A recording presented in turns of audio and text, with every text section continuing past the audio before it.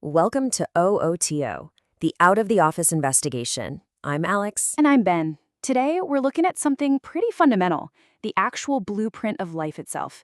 We're launching an investigation into pre-implantation genetic testing, a technology that really started out as a medical miracle, but now, well, it's standing on a new and pretty unsettling frontier of human design. That's right. We're going to examine the established science that helps families prevent truly devastating diseases, and we're going to contrast that with this powerful new commercial wave of genetic prediction, one that you'll see carries some heavy echoes of a very, very dark past. So here's the map for our investigation. We'll start with the clear, established promise of this technology, where it's a genuine tool for preventing suffering.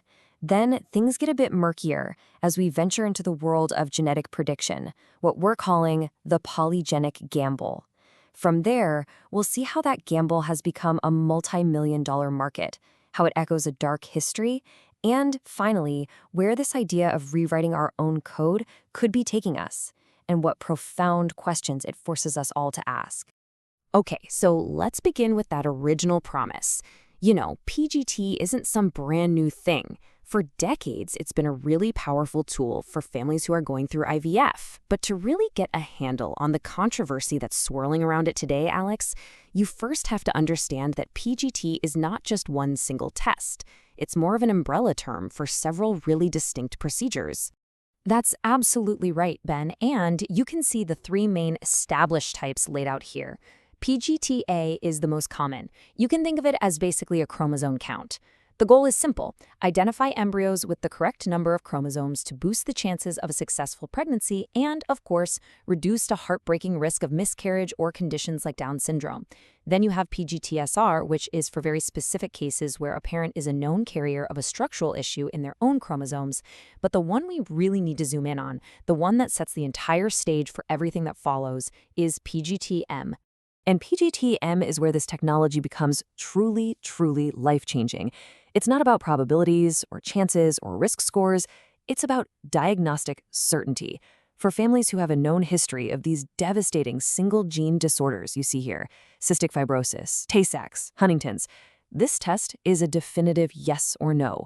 It can tell parents, with an incredible degree of accuracy, if an embryo has inherited the specific mutation that causes the disease, allowing them to break a chain of suffering that might have afflicted their family for generations. And this is the core ethical argument, Ben. This is the foundation. Organizations like the American Society for Reproductive Medicine have said this is justified because it's about preventing profound, predictable suffering. I mean, think about that for a second. This isn't about trying to build a better baby or picking desirable traits. It's about giving a family the chance to avoid a known, specific, and often heartbreaking genetic outcome. It is a tool of prevention, not enhancement. So, to be really clear, Alex, the established PGT tests are all about certainty, a clear yes or a clear no to a specific, known, and often devastating risk. But once scientists could sequence the entire human genome cheaply and quickly, well, the ambition grew. The question started to change from, can we avoid this one specific devastating disease, to this. What if we could screen for everything? And that question, Ben, is what threw open the door to a completely new and, frankly, far more controversial technology. We are now moving out of the world of diagnosis and into the shaky realm of prediction. The scientific logic was, okay, let's move beyond these rare single-gene diseases and let's try to tackle the common, complex conditions that affect millions. Things like heart disease, diabetes, schizophrenia. But these conditions, they aren't caused by one single broken gene. They're influenced by thousands, sometimes tens of thousands, of tiny genetic variations all acting together. This is the world of polygenic screening. This is what's called PGTP, or polygenic embryo screening. And Alex, the difference is just crystal clear right here on this slide.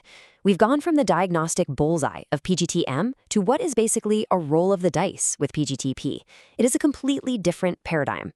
The test works by adding up all the tiny positive and negative effects from thousands of genetic variants to create something called a polygenic risk score, or PRS. But this score doesn't tell you if an embryo has a disease. It just gives you a statistical risk, a probability for developing it decades down the line. Exactly, Ben. It's a gamble. And it's a gamble that has major scientific bodies like the European Society of Human Genetics raising some really serious alarms. The first huge problem? Limited utility. When you only have a handful of embryos in an IVF cycle, let's say you have 5, what's the real substantive difference between the embryo with the best score and the one with the worst? Well, the data shows it's often statistically minimal, almost negligible. It creates this illusion of control that the current science simply doesn't support. And, even if the score were more powerful, it ignores at least half of the entire equation: nurture. This slide really says it all, Ben. A polygenic risk score is just the genetic seed. It tells you absolutely nothing about the soil, the sunlight, the water, or the storms that developing person is going to face throughout their entire life. It's nature completely divorced from nurture. That's precisely it, Alex. For something like heart disease, your DNA is just the starting point. Your diet, your exercise habits, your stress levels, where you live, all of these are massive factors that these scores completely and totally ignore. By omitting the entire environmental context, their predictive power becomes incredibly limited. Genetics is not destiny, especially not for these complex, multifaceted traits. And this might be the most damning scientific and ethical problem of them all. As this slide shows, the massive data sets these scores are built on, they're called genome-wide association studies, or GWAS, have overwhelmingly used data from people of European ancestry. This means for anyone from Africa, Asia, or Latin America, these scores are less accurate, potentially misleading, or in some cases, maybe even useless. It's a technology that literally bakes inequality right into the code from the very beginning. So let's just quickly recap. It has limited utility, it ignores the environment, and it's racially biased. And yet, it is being sold to hopeful parents right now.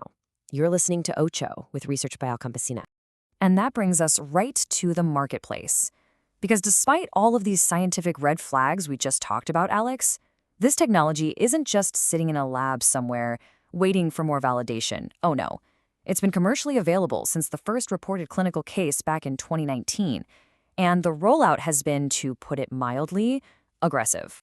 That number you see on the screen, 150, that's how many clinics just one company, Genomic Prediction, was operating in way back in 2020. You can be sure that number is much, much higher now. And they are not the only players in this game. A whole new industry has emerged, capitalizing on one of the most powerful human emotions there is, a parent's deep desire to give their child the best possible start in life. And look at what's being sold, Ben. This is what's so wild. It's not just about disease risk anymore. Companies are marketing scores for schizophrenia, diabetes, and heart attacks, but also for non-disease traits like height and what they vaguely and troublingly term intellectual disability. Their marketing language talks about securing a healthier future and de-risking your family's health. They sell this probabilistic, uncertain tool to vulnerable parents as a clear path to a healthier legacy, which inevitably leads you to ask a really, really important question. And when you ask that question, Alex, who regulates this? The answer is deeply, deeply unsettling. In many developed nations like the UK and Australia, the framework is basically a patchwork, with regulators scrambling to catch up to the science. But here in the United States, the situation is, well, it's basically the Wild West. That's absolutely right. In the US, assisted reproductive technologies are largely unregulated at the federal level. This means these companies can market these scientifically shaky tests directly to IVF clinics and to consumers with very, very little oversight. It's a classic case of technology just rocketing ahead of ethics. And when you have an unregulated market for ranking and selecting human embryos based on a score, well, Ben, that starts to sound eerily familiar. It really does, Alex. To understand the deep, deep ethical anxiety that surrounds PGTP, we have to look back. The desire to categorize, to rank, and to somehow improve the human population is not a new impulse. It's an idea with a very dark and painful history in the West. This ideological pipeline, it begins, ironically enough, during the Enlightenment. Naturalists started classifying humans, but they didn't just stop at physical appearance. They assigned inherent moral and intellectual traits to different races. This laid the pseudoscientific groundwork for Francis Galton, who formalized this impulse into what he called eugenics. The movement gained enormous traction right here in the United States, leading to forced sterilization laws targeting those deemed unfit, the poor, the disabled, and minorities. And this practice, forced sterilization based on junk science, was ultimately given the stamp of approval by the highest court in the land. It is such a brutal statement from a Supreme Court justice. It just encapsulates the dehumanizing logic of the entire eugenics movement. And what's crucial to remember, Ben, and it's often forgotten, is that these American eugenics programs, the laws, the funding, the court cases, they served as a direct inspiration and a blueprint for the racial hygiene laws enacted in Nazi Germany, which of course culminated in the Holocaust. And that's the connection that critics are making today. The tools have changed, we've swapped skull calipers for DNA sequencers, but the underlying logic of sorting humanity into worthy and unworthy has a really dangerous resonance. The key difference, of course, is the motivation. The old eugenics was about societal purity, a top-down movement imposed by the state. This new form is driven by individual choice, by consumer demand for personal optimization.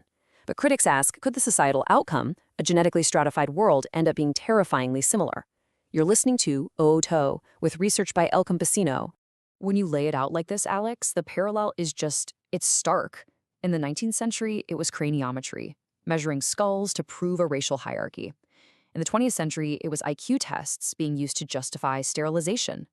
And today, critics argue, we have polygenic risk scores. Each method cloaks itself in the objective, cutting-edge scientific language of its time, but the fundamental impulse is the same: to use the prestige of science to assign value and to sort human beings. That history of selection is a stark warning. But what happens when the technology moves beyond mere selection? That is the critical question, Ben, because PGTP is all about selection. It's like being dealt a hand of cards in an IVF cycle and trying to pick the one you think is best. The next logical and technological step, which is already a reality, is editing. It's no longer about picking the best card in your hand, it's about taking out a pen and literally rewriting the cards themselves. And this isn't science fiction. This Rubicon has already been crossed. The tool that makes it all possible is CRISPR-Cas9. You can think of it like a pair of molecular scissors that can find and replace specific lines of genetic code. It's a truly revolutionary technology. And while its use to edit human embryos is, for now, restricted and widely condemned by the scientific community, the proof of concept, it already happened. The genie is out of the bottle. In 2018, a scientist named He-Jian Ku used CRISPR to edit the genes of twin girls, whom the world now knows as Lulu and Nana, in an attempt to make them resistant to HIV. This was an act of germline editing. That is the crucial term. It means the changes he made weren't just to them. They are now part of their genetic code. They can be passed down to their children and their children's children, forever altering the human gene pool. It was a seismic event that forced all of humanity to confront these profound philosophical questions about whether we should even have the power to direct our own evolution. That event, Ben, it really brought a fringe techno-philosophy crashing into the mainstream. This table shows these two clashing worldviews. On one side, you have a traditional view that sees life as sacred, a kind of divine blueprint, the imago Dei, or image of God. But on the other, you have a techno-futurist view, sometimes called transhumanism, that sees the human as a machine, the imago Homo, the image of man. In this view, DNA is not a sacred text, it's programmable code, an API. Death isn't a transition, it's a technical glitch that needs to be solved. This is the singularity view, echoed in the strange ambitions of figures like the late Jeffrey Epstein. The human vessel is no longer sacred, but hardware to be upgraded. And that fundamental schism in worldview, Alex, leaves us facing a series of monumental questions that are no longer academic or philosophical. They are practical, and they are here now. You're listening to OOTO, with research by El Campesino. So we've journeyed from a clear medical tool that's used to prevent horrific diseases all the way to a commercial gamble with shaky science and some really dark historical echoes. The ethical dilemmas posed by PGTP and the coming age of gene editing are no longer theoretical. They are being decided in IVF clinics and corporate boardrooms as we speak. That is a primary concern, for sure. If these expensive technologies become widespread, but only among the affluent, could it create a de facto genetic caste system? A world where the wealthy can afford to screen for advantageous traits while others simply cannot? Hardening and perhaps even justifying already deep social inequalities? And think about the pressure this puts on all parents, Alex. Will we reach a point where natural reproduction, without all this screening, is seen as a form of genetic neglect, or even irresponsible? And what about diversity, Ben? Nature absolutely thrives on it. What we deem an undesirable genetic variant today might be protective against some future disease we can't even imagine. By selecting embryos based on a very narrow, contemporary set of criteria for what we think of as health or success, we risk creating a more homogeneous and potentially a more fragile human population. We could be eroding the very genetic diversity that is our species' ultimate insurance policy. And that is the ultimate question we're left with. The power to not just select but soon to edit our descendants is here. We have seized the tools of our own evolution. The history of eugenics is a terrifying reminder of what happens when we use a blueprint built on prejudice and flawed science. Now, as we stand on this precipice, holding this immense and frankly terrifying power, The unanswered question isn't if we will design the future of humanity, but with what blueprint? What values will we encode into our children, and who, in the end, will be left behind in the process?